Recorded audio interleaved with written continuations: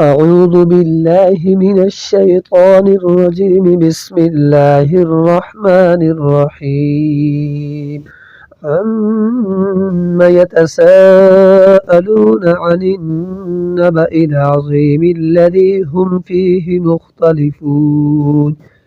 كلا سيعلمون ثم كلا سيعلمون. ألم نجعل الأرض مهادا والجبال أوتادا وخلقناكم أزواجا وجعلنا نومكم سباتا وجعلنا الليل لباسا وجعلنا النهار معاشا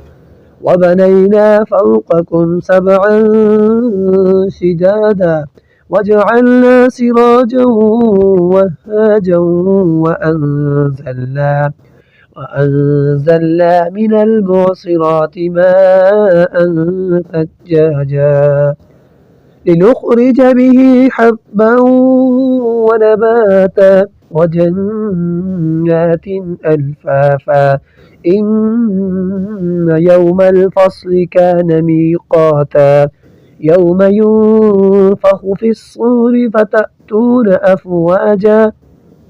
وفتحت السماء فكانت أبوابا وسيرت الجبال فكانت سرابا إن جهنم كانت مرصادا للطاغين مآبا لابثين فيها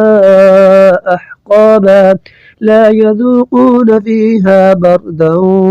ولا شرابا إلا حميما وغساقا جزاء وفاقا إنهم كانوا لا يرجون حسابا وكذبوا بآياتنا كذابا وكل شيء أحصيناه كتابا فذوقوا فلن نزيدكم إلا عذابا إن للمتقين مفازا حدائق وأعنابا وكواعب أترابا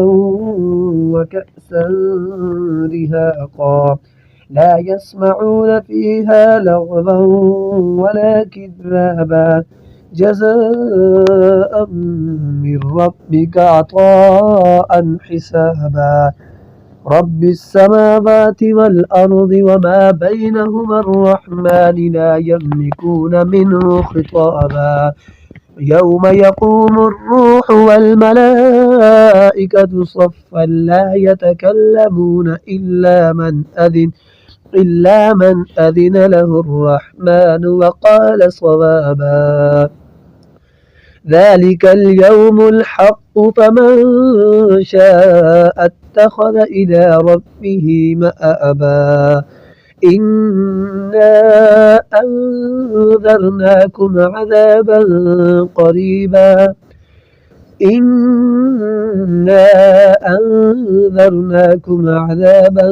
قريبا يوم ينظر المرء ما